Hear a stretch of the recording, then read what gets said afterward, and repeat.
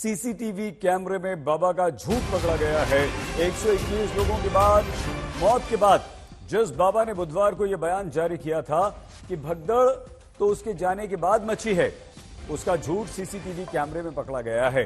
बाबा का काफिला जिस समय गुजरा उस समय दोपहर के 1:42 हो रहे थे। दावा है भगदड़ 1:30 बजे 1:30 के लगभग मची। आरोप अब यह है कि जैसे ही भगदड़ मचनी शुरू हुई, आनन फानन में अपना काफिला लेकर बाबा भागा। सीसीटीवी वीडियोज में बाबा के काफिले का वो बाइक दस्ता जो सबसे पहले दिखता है, सबसे आगे चलता है।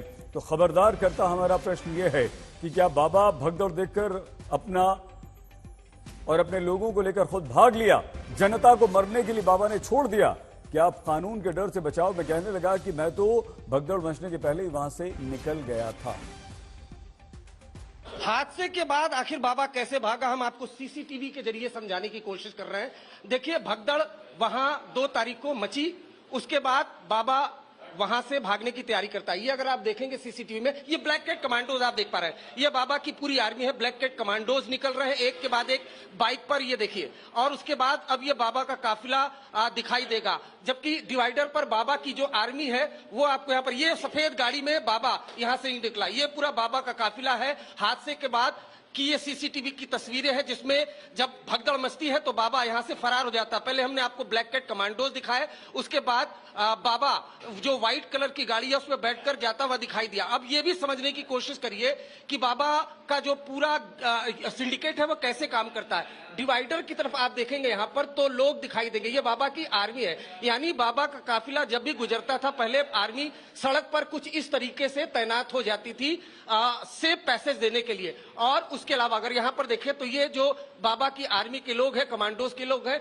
ये हाथ में डंडा लिए यहाँ पर आपको दिखाई दे रहे होंगे। और ये जो लोग हैं ये भी बाबा के लोग हैं। पहले ब्लैक कैट जो कमांडोज हैं बाबा के, वो टीम के, वो निकलते हैं बाइक पे। उसके बाद पीछे पीछे जो बाबा है वो बाबा का काफिला निकलता है। और टाइम देख लीजिए, तकरीबन 1:42, यानी 1:40 पर जो क्राइम सीन है वहां से बाबा निकलता है। पहले जो ब्लैक कैट कमांडोज हैं वो निकलते हैं, उसके बाद सड़क पर कुछ इस तरीके से जो बाबा की आर्मी है वो तैनात हो जाती है।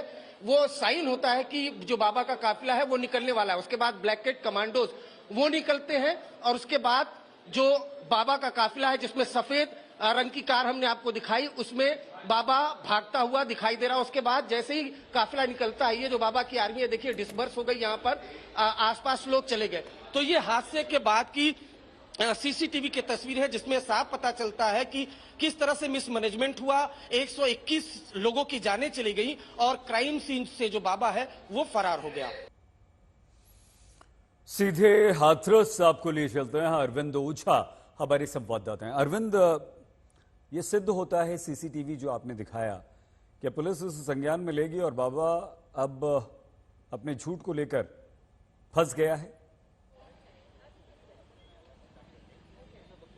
नहीं, बिल्कुल फंस गया है। लेकिन देखिए, ये जो सीसीटीवी आज तक पर सही हम दिखा रहे हैं, कम से कम ये उनके भक्तों को जरूर देखना चाहिए, जो उनके फॉलोअर्स हैं उनको जरूर देखना चाहिए कि भगदड़ मची है, उसमें महिलाएं हैं, मासूम बच्चे हैं, 121 लोगों की जानें चली गई। एक तरफ जो उनके भक्त हैं वो कुचले जा रहे हैं, दूसरी तरफ ये जो तथाकथित पाखंडी बाबा है वो वहां पर बकायदा मौके से फरार हो रहा है। लाओ लश्कर देखिए, जब ये जानकारी मिली कि बाबा गुजरने वाला है तो पहले उसकी व्हाइट आर्मी वो डिवाइडर पर खड़ी होती है, उसके बाद बाइक पर ब्लैक कैट कमांडोज जो बाबा के होते हैं प्राइवेट, वो वहां से गुजरते हैं। उसके बाद बाबा वहां से गाड़ी में बैठकर, सफेद गाड़ी में बैठकर जाता हुआ दिखाई दे रहा है। अभी अभी जो हाथरस पुलिस ने है उसने प्रेस कॉन्फ्रेंस की है और खुलासा किया है कि इस मामले में 6 लोगों को गिरफ्तार किया है, जिसमें 2 महिलाएं भी शामिल है। और बाकायदा पुलिस ने ऑन रिकॉर्ड कहा है कि जो बाबा का आपराधिक इतिहास है, जो पास्ट क्रिमिनल हिस्ट्री है, वो भी हाथरस पुलिस खंगाल रही है और जरूरत पड़ी तो पूछताछ की जाएगी। ऐसा लगता है कि कहीं ना कहीं जो पुलिस है वो भी लीपापोती करती हुई दिखाई दे रही है, क्योंकि जो पूरी परमिशन थी वो बाबा से जुड़े लोगों ने ही ली थी और बाबा के ऑर्गेनाइजेशन ने ही ली थी। तो अगर बाबा से जुड़े लोगों ने इसकी जिम्मेदारी ली थी तो क्यों नहीं बाबा का नाम एफआईआर में दर्ज होता है। और ये सीसीटीवी तो कम से कम जो बाबा का दावा है उसके झूठ की पोल खोलता है। बाबा कहता है कि पहले ही वो निकल गया था, लेकिन ये जो सीसीटीवी में ये दिख रहा है साफ साफ कि लगभग वो 1:38 पर निकला होगा और 1:40 1:42 के लगभग का सीसीटीवी फुटेज। अरविंद, आपको हमें रोकना पड़ेगा, समय की थोड़ी सी कमी है। बहुत धन्यवाद अरविंद ओझा, हमारे संवाददाता।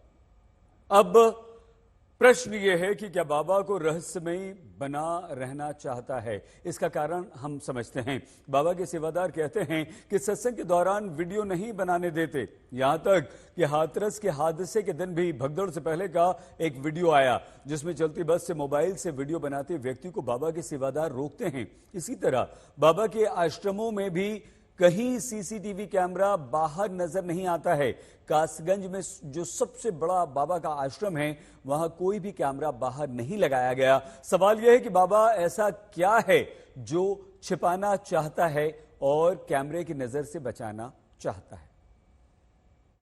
रामपाल से नारायण साकार हरि बने भोले बाबा अपने किसी भी सत्संग में किसी भी भक्त को मोबाइल नहीं ले जाने देता था। इतना ही नहीं, बाबा के पूरी आलीशान कोठी में कहीं पर भी सीसीटीवी नहीं लगा है।